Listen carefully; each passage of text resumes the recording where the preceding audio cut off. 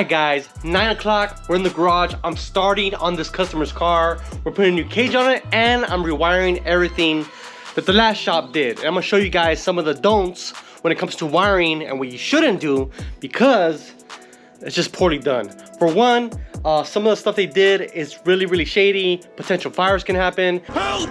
Please help me! And for two, some of the ways they mounted some of this stuff is really bad. So I'm gonna show you guys some of that. We're also gonna get into cutting the cage off, or actually unbolting the cage and removing it. We've done this before. We did it on CJ's X3. I'm gonna link a video down below when we remove the cage, replace the cage with a DesertWorks cage. This is an ironclad cage that's going on here.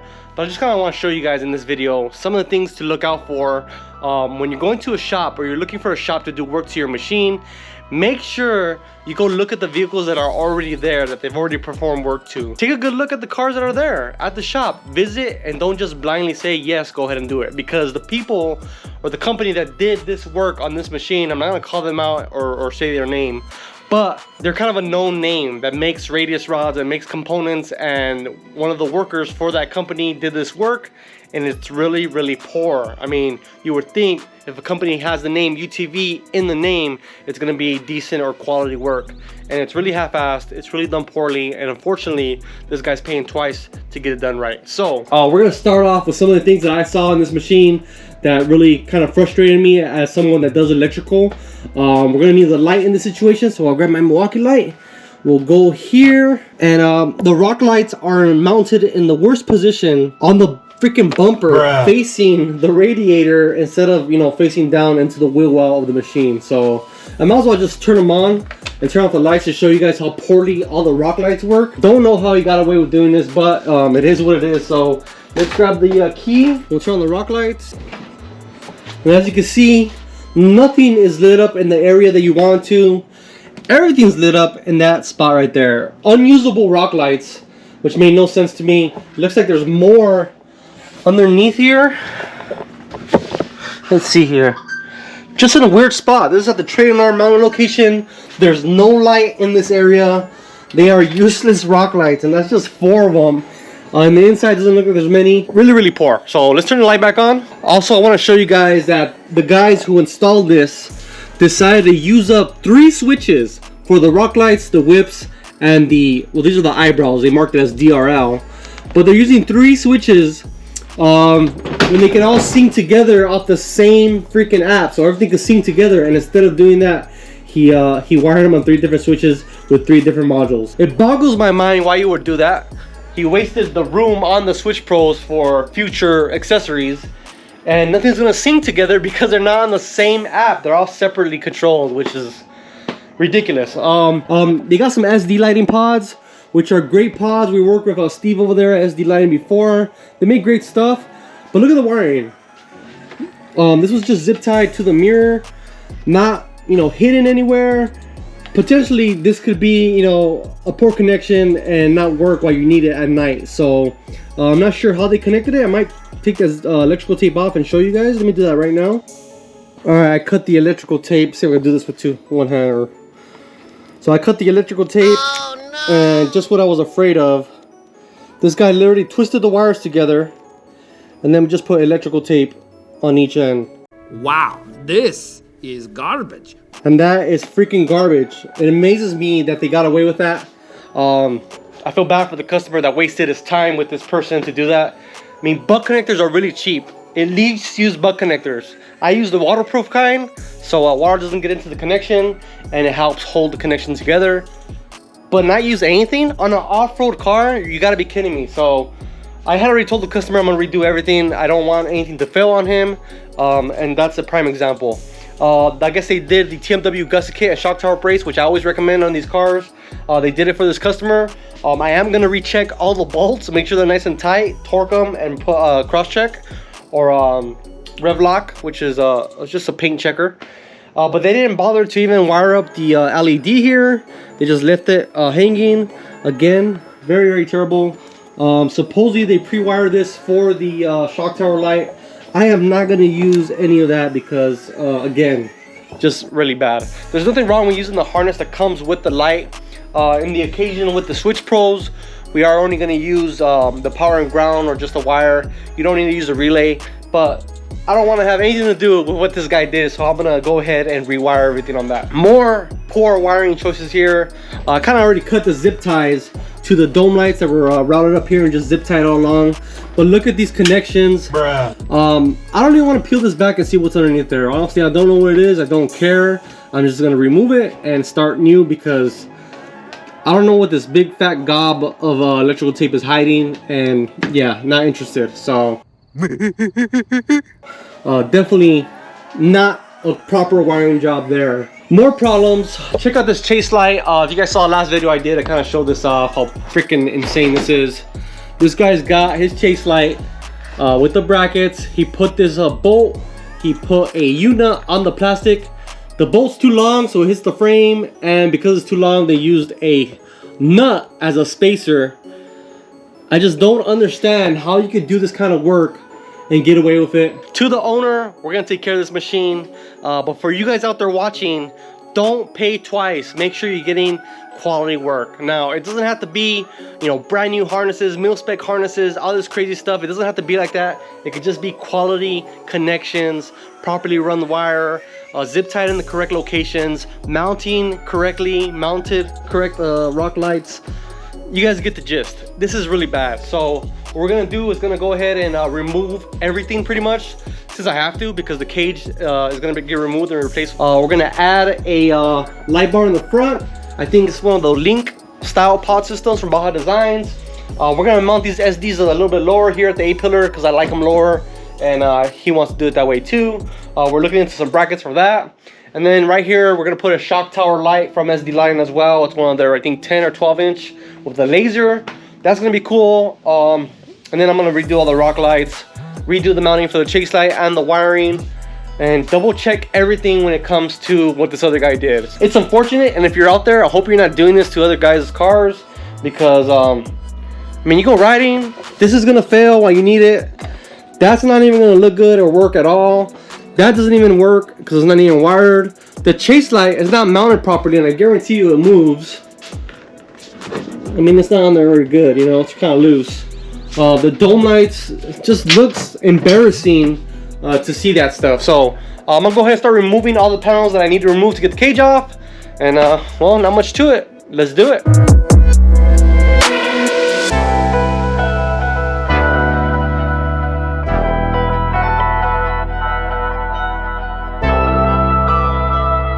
I took off the fenders, the whole front fascia. I also took off these panels here. It's gonna make it a lot easier for wiring, running wires.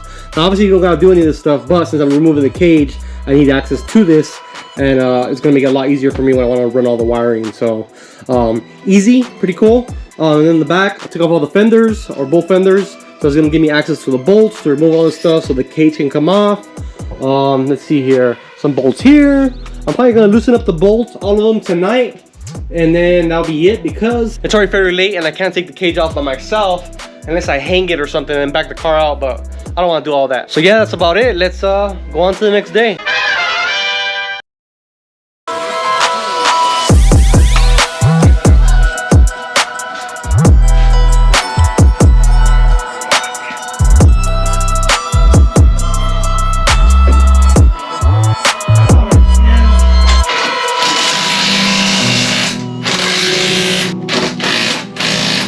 So as you can see, the cage is on. It's a little low for my liking. As you guys know, I always talk about headroom, and it's the most important factor when deciding on a cage manufacturer. So a little low for my liking, but the welds are really nice. I will give them that, and it is what it is. The color is perfect. It matches perfect with the frame, and it's gonna look good overall. So we obviously have a lot of wiring to do left. We focused on installing the cage today. Didn't really record all that much, but right here we're gonna have two dome lights. As you can see there, there's a 5150 whips dome lights. Then up here we have the Link system by Baja Designs, which is really high quality. But personally, I don't really care how much it moves. It moves a little bit too much for my liking. But it looks really nice, and I'm hoping it's really bright. We have an SD 12 inch, I think. It's gonna go here, but we're not getting the brackets on time, so he's actually gonna get an Onyx 6. So I will be installing an Onyx 6 on there, and then the customer is going to put an amber lens on his own after. So that's mounted really nice. The cage obviously has a tab set up for the light. Besides that, I'm gonna show you guys how I mount the chase light after when I get to that point, as well as how I route my wiring. As you can see there, try to keep everything nice and neat versus how it was before, which was really bad.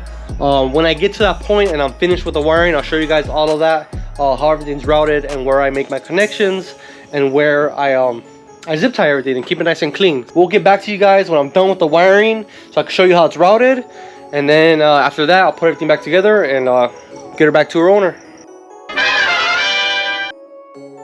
Alright, so I'm wrapping up this machine. I do have a bunch of loose wires I still gotta tie up. I'll show you guys that in just a second. But first I want to show you how I routed the wiring for all the components that are in the front, such as the rock lights, the grill rock light, as well as the eyebrows too. So I pretty much run wires all through the center tunnel pass-through that's in there. Hard to see. Let me grab a flashlight for you guys and we'll check out how I mounted the rock lights from 5150, as well as we're gonna mount a shock light here, and I left the wires pre-wired. So let's show you the rock lights. So let's start off with the rock lights in the front. As you can see, he has the Gen 2 rock lights here.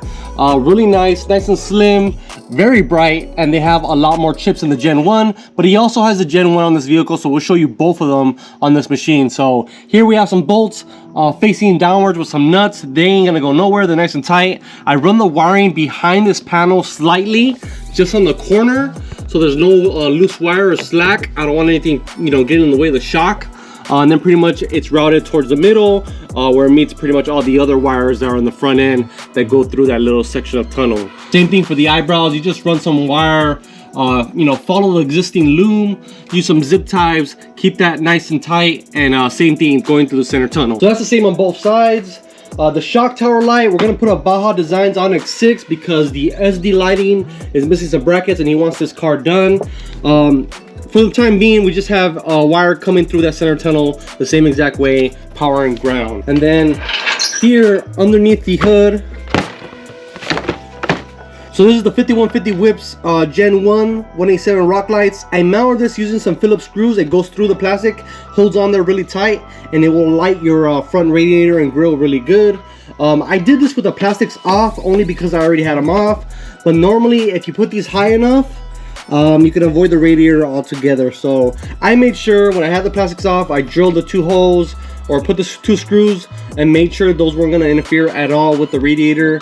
Obviously we don't want a coolant leak, so that's that. And then the wiring for that goes down into the that same tunnel, same exact way. Another thing I wanted to note, because this has a TMW shock tower brace, there's an LED in here, and I actually powered the LED using the existing wiring that used to go to the eyebrow. So the original eyebrow has a connection.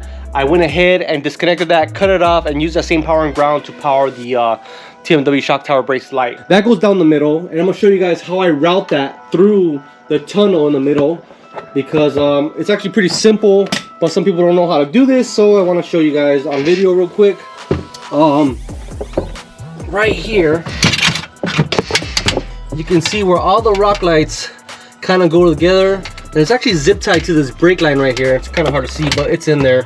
There's 2 zip ties holding that loom of wire from the 5150 Whips onto the brake line, and that goes through the tunnel, and we'll show you the middle at the very end. But let's go to the back and show you guys how I route the back. I'll pretty much show you guys the I guess the right side is the same exact thing, with the exception of the actually the driver's side. I'll just show you the driver's side. The driver's side, there's 1 extra wire, 187 harness wire, because I put an extra rock light right underneath the exhaust because it looks really clean. Now, it's gonna be hard to see. It's hard to see, but it's right there bolted to the heat shield. And then the wiring loom, what I like to do is drill small holes into the bed and then use that small hole as a zip tie mounting location. Now, obviously you're not drilling up, you're just drilling the little earlet that's kind of, you know, facing this way. You can't see that from up above, and it's perfectly fine. The rock light for the actual wheel well here, that looks great on the actual fender itself. Now on this machine, because he has these mud flaps, it looks really good. It kind of conceals it a little bit. You don't really see it a whole ton. When you don't have these, yeah, you do see it on the fender a little bit more. That's okay. And then the wiring's routed, you know, up this cage bar towards the shock, and then it drops down right over here. And I actually gotta add some zip ties to this. But you can see here, this is gonna mount here. We'll zip tie that there. See if you guys can see that. To the center, and it exits into the tunnel. That's pretty much the both sides. So rock light here, rock light at the top of the exhaust, and there's an extra wire going up the fender for the 187 whips. And I'm gonna show you guys how I did that. I drilled a hole that is just big enough for the actual opposite side of the connector to go through, and this side won't go through because it has a sleeve, which is nice. You never have to look for this guy, because a lot of people just do it where it's just hanging here, and then which actually that's how I have it on my car, and then this little sleeve falls and you have a hard time looking for it. It gets hidden under here and it's a pain in the ass. So that's the rear. Let me show you guys the dome lights, how I wire the dome lights, the front light, and then the chase light, because that took a lot more work. A hell of a lot more work, especially the dome lights. We'll start off with the front light bar. That is a Baja Designs linkable system with the Squadron XLs, I think they're called. So these are the XL Sports. They have different lens configurations. Like the middle should have more of a driving light. There you go. And this is more like a flood. But we'll check these tomorrow at night when I finish this all up, because he's still gonna bring me the shock tower light from the Onyx 6, because we still don't have it. And then right here we're gonna add the SD lighting pods, which are these guys. We're gonna put those right there. We don't have brackets for those yet, so that's why I haven't wired them. And speaking of wiring, here are the power and ground for those pods. They're gonna sit right here. Now when it comes to wiring for you know, these pods and actually this light bar too, this all runs underneath this panel. I zip tie it to some of the harnesses that are existing in there, and it just drops down into the center console, and it ends up, you know, behind this piece, and then it comes out right here. So I have it, you know, all the wiring is coming out right here, but we'll get to that in a second. So for the light bar, I normally like to hide all this wire closer and behind the bracket, so I would probably do it like somewhere right here. But the way the cage is, I couldn't do that, and I guess the cage manufacturer had already made an existing hole to run the light, so I was okay with that. I just used the hole they provided. That doesn't look very good in my honest opinion, but you know, I'd rather just, you know, use the hole that's already there and not drill another one. Same thing with the hole in the cage. It was kind of already there. Again, I just left it alone and ran the wire right there, so it looks good. When it comes to the chase light, we'll show you the chase light. The chase light wiring is a big giant pain in the butt, but it's well worth it to do it this way, in my opinion, if you care about how the machine looks. If you're just trying to get out there and ride, you don't really care, which honestly, for most of us, these are off-road cars, that's fine. You could just zip tie the wires, but for me, I did it like I did it on my car. So this is an X-Brite 36-inch chase light, and the chase light wiring actually comes out of the chase light straight into the cage there, and you cannot see the wires anywhere around the shock, or excuse me, the chase light. So I still have to add a little bit of glue right there, just hot glue to get in there. That way it doesn't you know, leak water inside the cage. We wouldn't want that. So once the wire runs through the tube here, I need to pass it through this tube. And the way I do that is I take the roof paneling off the roof, and then where the tube that goes this way meets this tube, I drill a hole at a diagonal. So with one hole, I actually drill through two holes, and that allows me to pass the wire from this bar to this bar, goes down here, and pretty much follows the same routing as everything else. So here's the wire there. I zip tie it going up this, and yeah, same exact thing, goes down this way and then that way. And so because this chase light does have an option for brake application and light, I have one wire that goes from the cage right there, and it's this yellow wire, and I tie into the brake circuit right at this tail lamp, so every time you step on the brakes, the outer ones will light up. So that works great right there. I don't have to run extra wire going to the center console anywhere. I just have to do that for the brake light.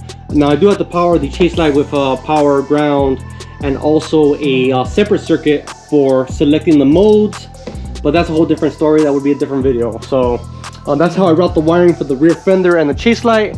The same exact process for these dome lights, except for there's a lot more going on. So right here you can see one of the dome lights, and it goes through this little hole right here, I put a little bit of silicone so there's not a big hole and it kind of holds the wire.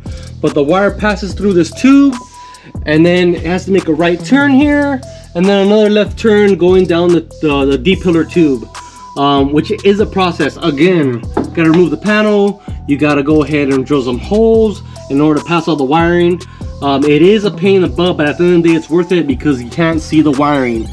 Now that's kind of a lie, because in this case you can see the wiring because that's how these dome lights are actually designed from 5150. But if you had traditional dome lights where they look kind of like rock lights, you can actually hide the hole, which would probably move over here if you're doing a traditional type of dome light. But you could hide the hole with the dome light, and that would be a lot better. These came out great though. I can't wait to show you guys those at night as well. But I do have to finish the wiring, and let me show you guys where I'm at with the wiring and how I've routed everything. So in the back here, I mounted the switch pros. It's very simple. I like to do it on this panel here because really it's not going to go anywhere. The seat's right there, and the harness pretty much holds it in place. It's nice and tight. I've seen a lot of guys do it on the back seat here, which this customer had another installer do in the past. The reason I don't like it right there is because a lot of the wires kind of rub against the seat. So I like to do switch pros here. Power and ground go straight to the battery, just like switch pros recommends. You can't run it off the junction according to switch pros, although you can, but it could have voltage drop issues. Wiring running from the back, such as all the 187 products from 5150, I got them running towards the middle here because there is a lot of excess wiring, and you gotta zip tie it together, and I'll show you that right here. So this is the back portion. We got a total of 6 connections. So 2 whips, 3 rock lights, and I believe 1 rock light that I mounted right there on the back panel. So that's a total of 6. There's another total of 6 here. That's another zip tied loom of harness, and that's coming from the front for the 2 eyebrows, the 3 rock lights, and another rock light that's right here. So that is the wiring for the 187 products. Also running from the back to the front, we got here a little small mini harness that I have.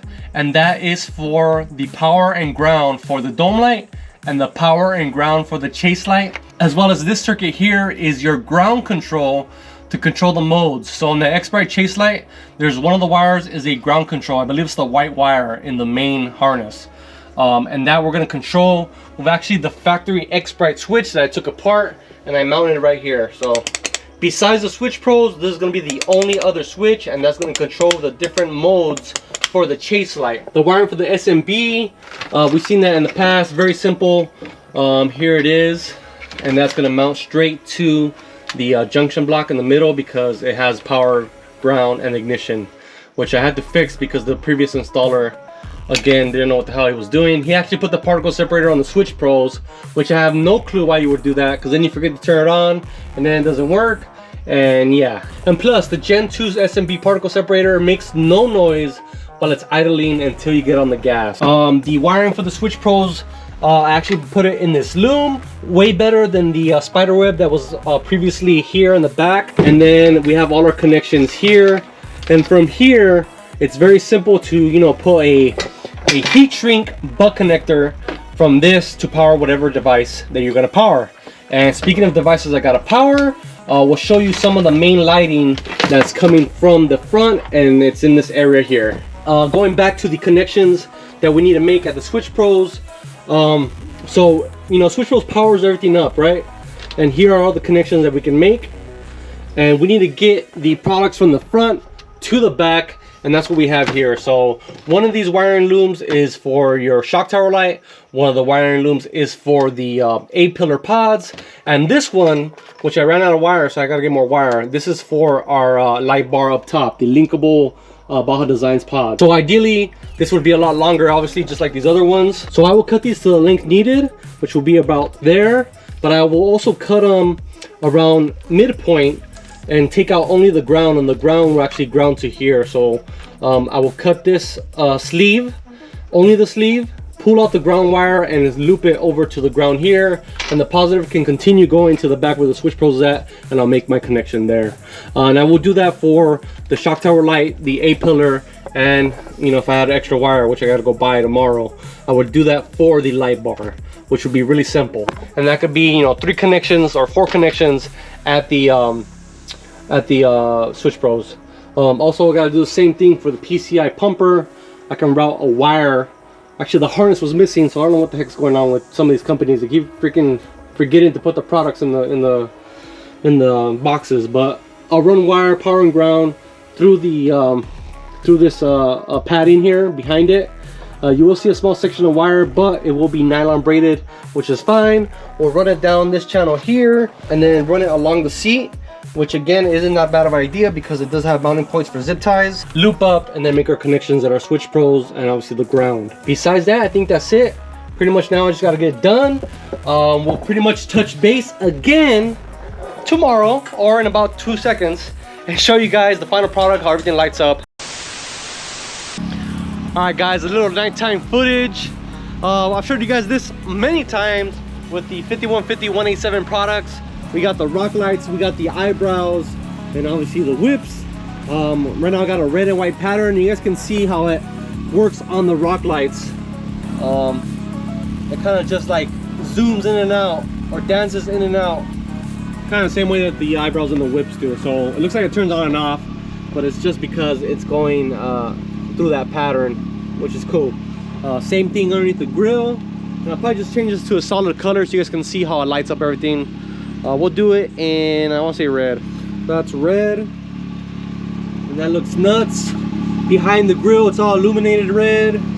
Obviously both wheel wells, nice and red. Again, they're in the perfect position to light everything up in the suspension. Eyebrows look great. In the back, we got the 187 whips, the 4-foot.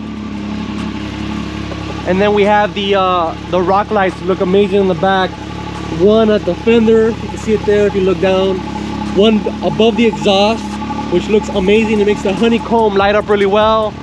And then obviously the whips. And then on the inside, I did 2 of them. One is actually right here and it's kind of pointing upwards, so it lights up in the interior. And in the front, didn't have the greatest spot, but I put one underneath the cubby hole there, which lights up kind of both areas in the front and gives it a nice look. So that's the rock lights, but I really want to show you guys the dome lights. It is completely dark in here. Check out these 5150 dome lights. There's 2 of them and it is freaking nuts. You can see everything in here. So if you lose your keys, it'll be easy to find them, unless it goes underneath the seat, of course. But you can see the amount of light in here. You can see through the back and look at all the stuff in there. I mean, there's plenty of light with these 2 dome lights from 5150. You probably honestly only need 1. But actually for a 4-seater, it is nice to have the 2. So let's see what else do we have here. I'll leave that on.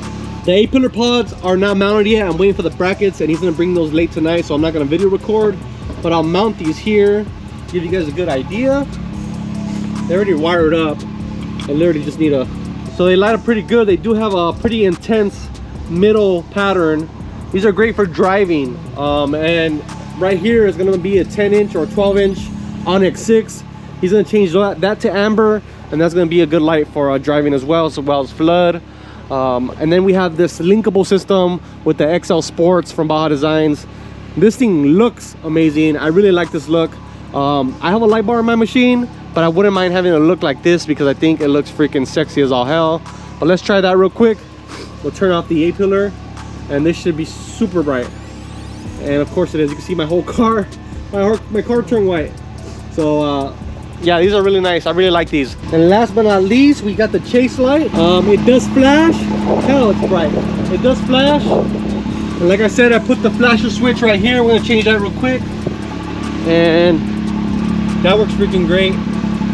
The actual white centers are actually controlled by the dome light. So as long as the chase light is on, the dome lights will turn on and off the center portion, which I think works out great. All this guy needs is some 32s, and he's ready to roll, dude. I mean, he's got the gusset kit, he's got the shock tower brace, he's got the rear radius rods, he's got a cage, he's got all the lighting he needs. I'm saying throw some 32s on this girl, and you're ready for anything. So see you guys next time. Peace out, stay dirty, and thanks for watching these videos. Appreciate it.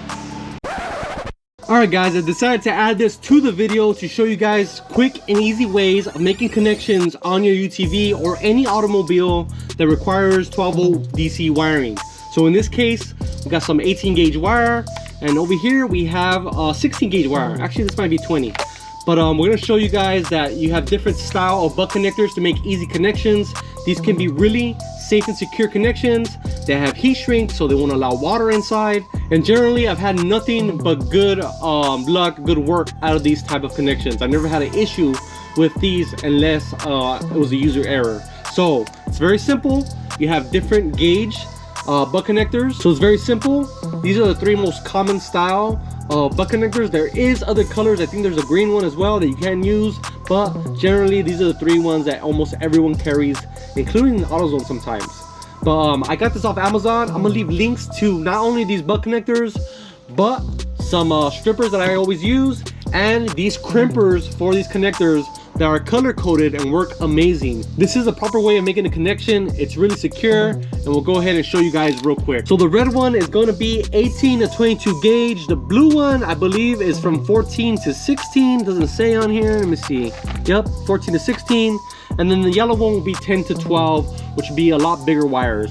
So for the most part, when you're wiring up 5150 whips, rock lights, most of them don't need a huge gauge wire. Most of the powers and grounds for the modules for like 5150, 187 whips use, you know, sub or under. Most LED modules for rock lights and whips use a very thin gauge wire, and you'll probably be using these 18 to 22 gauge butt connectors. So real quick, we'll strip the wire ends just like this. The strippers have a coordinated gauge on there to strip wire. You pull on the wire, it strips the wire. You don't need to strip a whole bunch of it off. Go ahead and run it onto the wire, install it. Make sure the wire, the copper wire, goes fully into the metal barrel. We'll be using red, obviously, or pink, whatever you want to call it. And you're only going to be crimping the left half of the wire, the left portion of the metal barrel that's inside. So we'll go ahead and crimp that. And as you can see, it pushed down on the wire, or the crimp, just enough. This thing is nice and tight. Now you would do the other side, the other connection, wherever that's going, just like this, and that's it. You can pull this apart, and that's a tight connection. And because this is heat shrink, you can apply a heat gun or a torch, and I'll show you that right now. So I like to use a torch, constant movement, and you'll heat this up until it's nice and tight against the wire, which will cause it to be resistant against water. I wouldn't say waterproof, especially if you don't heat it right. But you can see now, you can see how tight that is against the wire, and no water is gonna get in there. Now I know this video doesn't show you guys a whole lot when it comes to doing an accessory install from beginning to end. Let me know in the comment section if you guys want me to do a video from beginning to end on how to install a product such as a light bar, or maybe some 5150 whips. Let me know if you guys want to see that in the comment section down below. Appreciate your time. See you guys in the next video. Peace out.